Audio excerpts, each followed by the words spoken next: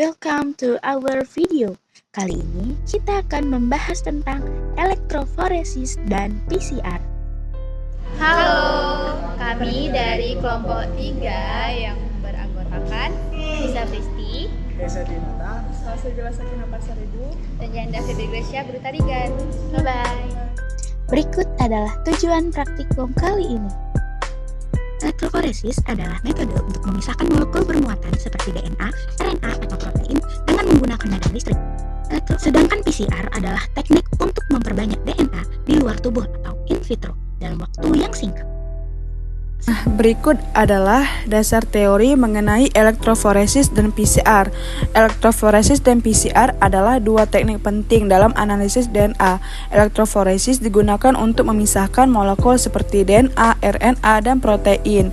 Sedangkan PCR adalah teknik amplifikasi DNA yang memungkinkan perbanyakan segmen DNA.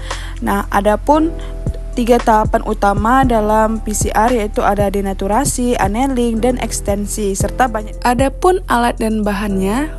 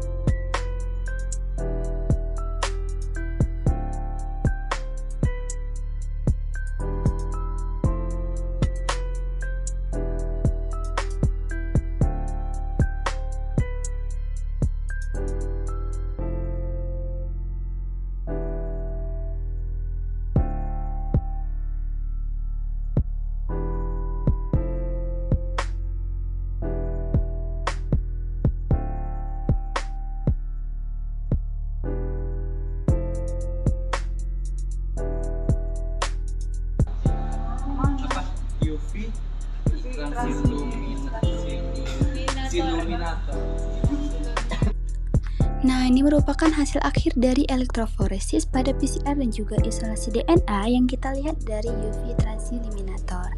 Nah, kita bahas dari hasil PCR dulu ya. Nah, paling sebelah kiri merupakan marker. Nah, marker ini merupakan skala yang dipakai untuk mengukur nanti panjang BP dari hasil PCR. Nah, marker yang kami pakai memiliki panjang ataupun memiliki skala dari 100 sampai dengan 1000 BP. Nah, pada hasil PCR ada dua macam hasil. Ada yang memiliki satu pita dan juga dua pita. Nah, yang memiliki satu pita ini dinamai dengan single band ataupun pita tunggal. Ini menandakan bahwa hanya ada satu fragmen DNA yang berhasil diamplifikasi dalam PCR. Nah, hasil ini menandakan bahwa sampel memiliki urutan DNA yang seragam tanpa adanya variasi genetik yang mencolok. Nah, sedangkan yang memiliki dua pita dinamai dengan double band ataupun pita ganda. Ini menunjukkan ada dua fragmen DNA yang diamplifikasi. Nah, hal ini bisa terjadi karena adanya variasi genetik dalam sampel. Misalnya, adanya perbedaan varietas dalam spesies yang sama. Nah, sekarang kita bahas dari panjang hasil PCR. Nah, dari yang single band dulu.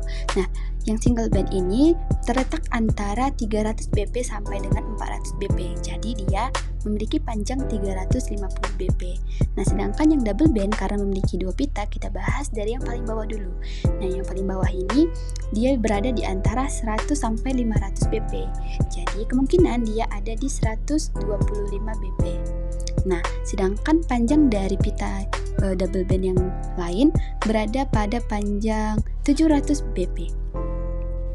Nah, tadi kita bahas nih hasil dari PCR. Sekarang kita mau bahas perbandingan dari hasil PCR dan juga hasil isolasi DNA menggunakan extraction kit.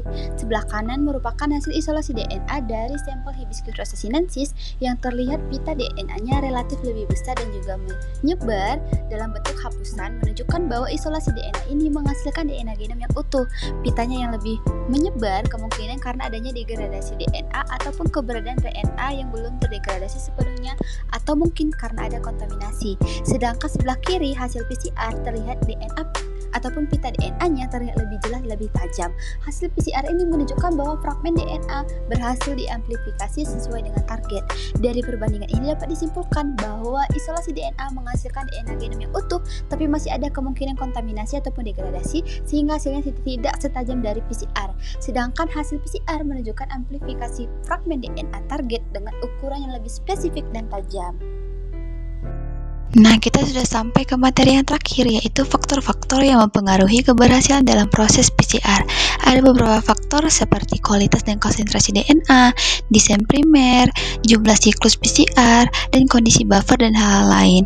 Namun ada faktor utama, yaitu suhu pada tahap annealing. Kenapa pada tahap ini? Karena tahap ini merupakan langkah yang menentukan keberhasilan dalam amplifikasi DNA. Pada tahap ini, primer akan menempel ke untayan DNA cetakan yang telah terdenaturasi. Keberhasilan annealing sangat dipengaruhi oleh suhu, karena suhu yang terlalu tinggi dapat menghambat pelekatan primer, sedangkan suhu yang terlalu rendah dapat menyebabkan ikatan non spesifik. Nah, pada praktikum kami memakai suhu 40 derajat Celcius pada tahap annealing, dan ada satu sampel yang tidak terlihat pada hasil PCR pita DNA-nya, yaitu sampel A2. Hal ini mungkin terjadi karena adanya kontaminasi atau kesalahan dalam proses prosedur. Oke, sekarang kita masuk ke berikut adalah kesimpulan dari elektroforesis dan PCR ini memberikan pemahaman prinsip elektroforesis DNA. Pada praktikum ini memberikan pemahaman tentang elektroforesis elektroforesis sebagai metode pemisahan fragmen DNA berdasarkan ukuran dan muatan dalam medan listrik. Nah, pada praktikum ini menjelaskan pengujian DNA utama, yaitu mahasiswa memahami prosedur elektroforesis dari perbandingan isolasi DNA dan PCR sampel hingga analisis hasil dengan UV transiliminator. Nah, adapun prinsip PCR pada praktikum ini menjelaskan 3 tahap utama PCR, yaitu ada denaturasi, annealing, dan ekstensi, serta pentingnya suhu annealing 55